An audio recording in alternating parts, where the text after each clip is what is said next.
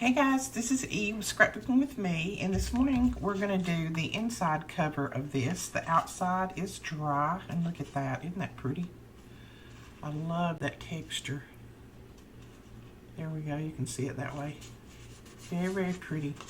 Very flexible, as you can see.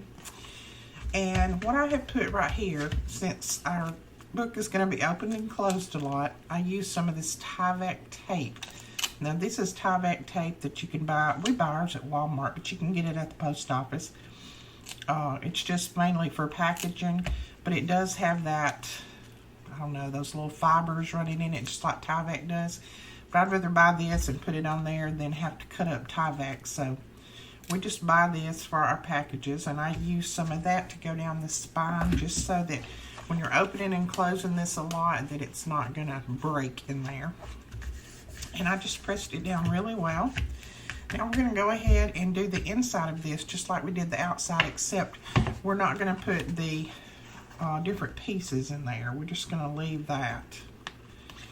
So I'm going to go ahead and do that. I'm probably going to put it on fast forward. Since you saw me do this yesterday, you know exactly what I'm going to do.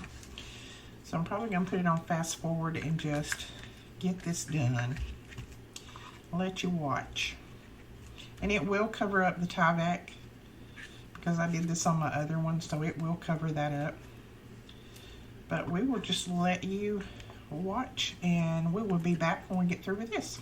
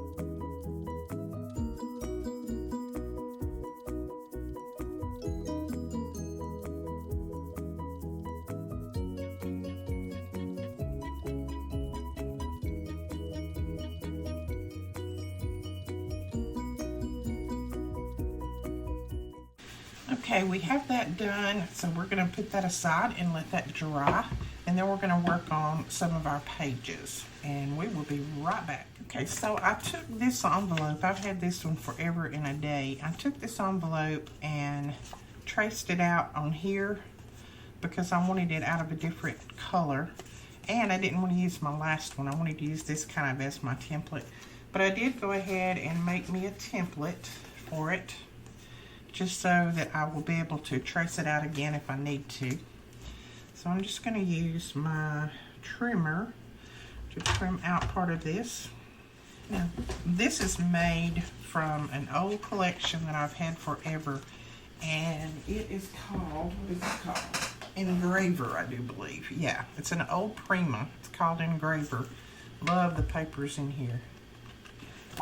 So I used that and cut that out. And then we're just going to, I've got everything falling around me. I know you guys, your desk is neat and clean, right? All right, so I cut this out a little bit wider so that we could use a 1/2 inch. Let me see. Let me think. 5 1/2. Yeah, so we could use a 1/2 inch fold over. So we got a 1/2 inch there. And then we need to flip it around and we're going to score this at 4. So on this one, we're going to score at 5 1/2. And then I'm going to flip it around and score it at 4, but I'm going to cut this off, the bottom part of one of them off, because I only need one fold. So let's see. I know that's hard for you to see, but there we go. Scored it 1/2 inch on top and bottom, just on one side. And one of these we're going to cut off and decide which one I want to be the front part. All right, what I'm thinking, we're going to go ahead and cut this out. Okay, we got that cut out. Okay, so we're going to cut this bottom lip off on this one.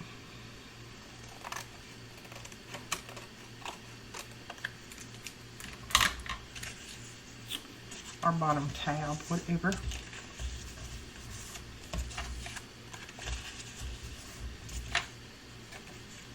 And that's going to go that way. That's going to go that way.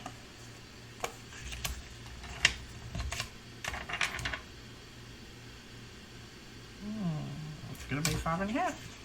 Okay. So we want this to be the front. So I'm going to notch this little corner right here.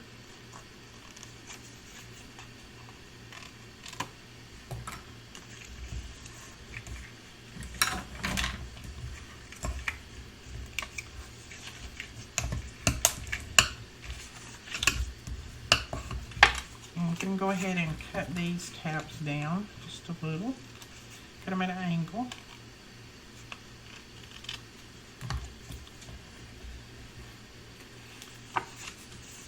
So let's see if I've got that right.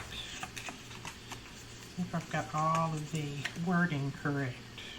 I think so. Now I'm going to put this on the inside because I don't want it to show on the front. So let's see.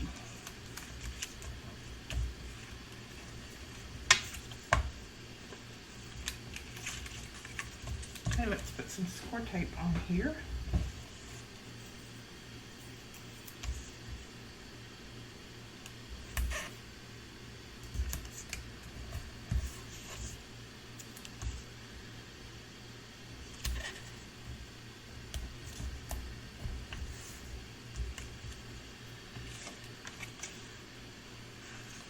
And on this one, we're going to put score tape on the outside, not the inside. So let's see what we have.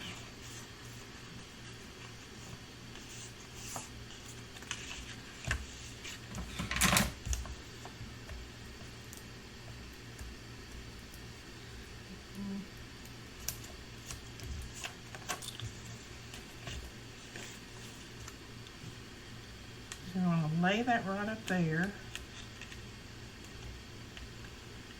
And then fold that one over. Just like that.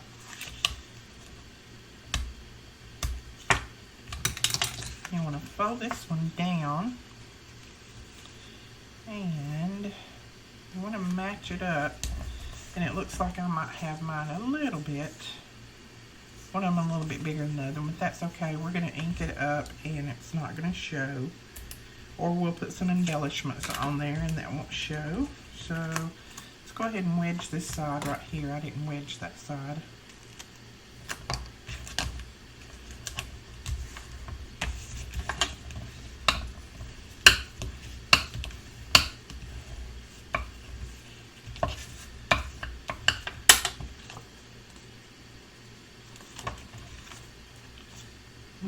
trim this little bit right here that's showing off. So there we go, we've got that. And now we just want to put this on there.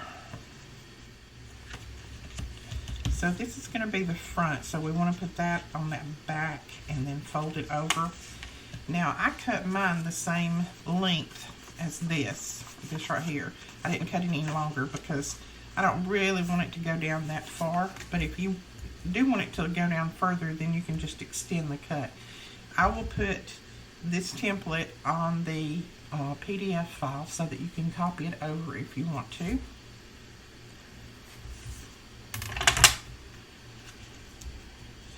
And hopefully Sherry will get back with me before too long. I had another question about the PDF, so hopefully she'll get back with me and we can get all of that straightened out. Now all I did was scored that at 3/8 of an inch because I don't want a full 1/2 inch fold over. And then I'm going to wedge these edges too. Now on this one I cut this top piece out twice. It's the same paper, but I cut it out so that this would have a little bit of a white border so that it would show up a little bit better on here. See that? And then we're going to ink it.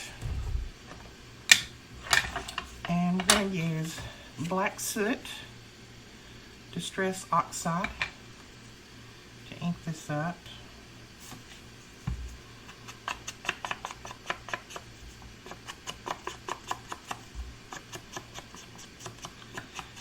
And basically all the inking does is just, if you have a white core paper, which this is, or white back paper, or you make a little bit of a mistake on your cutting, then that will cover it up, the ink will. Okay, so now we can glue this down on there, and I'm just going to use my art glitter glue.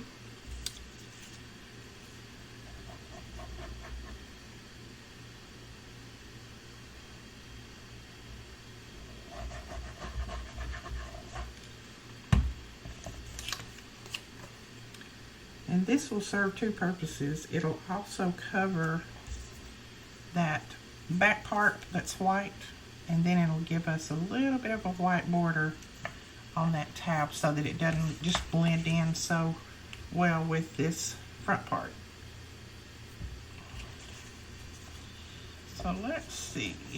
Alright, I think that is ready to go down right there, but before we do that, I want to measure and put some holes in here.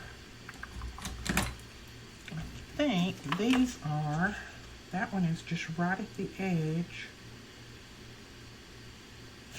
Let's see how far back that is. It's a 1/2 inch to the center, so let's do this. 1/2 inch, so right there. We need to put our hole right there. And then this bottom one is, and I think I'll just measure it from the bottom up, 1 1/4 to the center. So 1 1/4 right there. And let's see if those are kind of aligned. 2 5/8. 2 5/8, they're aligned. So let's go ahead and punch our hole before we put this down.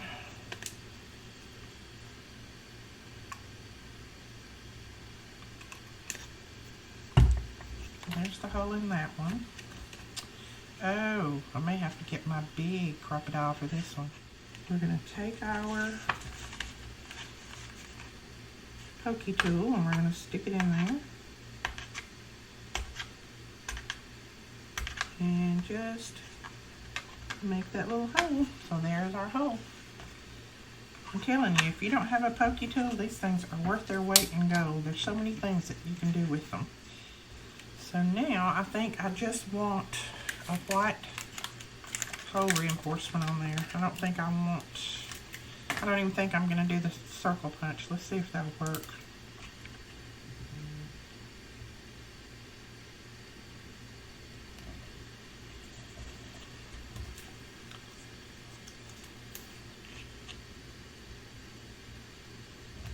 Alright, so we're going to put that down first, just to kind of reinforce that hole. And then, I'm going to have to punch this hole out a little bit larger, I think. So I do want to put a brad in there, I do believe. And then this one's going to have to be a little bit larger.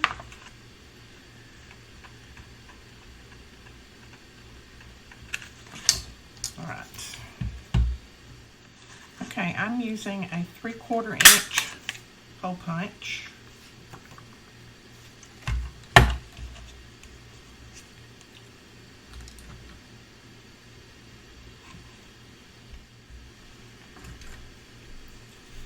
We have our circle and then the brad. I'm using a larger brad.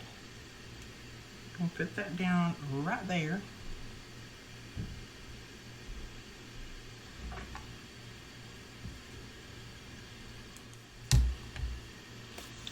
There we go. Okay, I'm not going to be able to set this brad right now because I don't have my crocodile won't reach, but I have a popping hickey-madoo that I can set it with later, but I'm not going to do that right now because it is very, very loud. But we're just going to go ahead.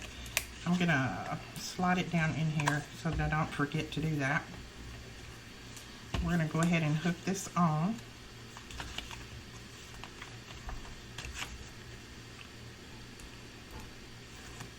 Just like that. So there is our envelope. Put all kinds of goodies in there, and it closes up very well. And then we'll put some string around that. As a matter of fact, I'll go ahead and take off some string and put on there just so that I won't forget that I need to put that other brad on there.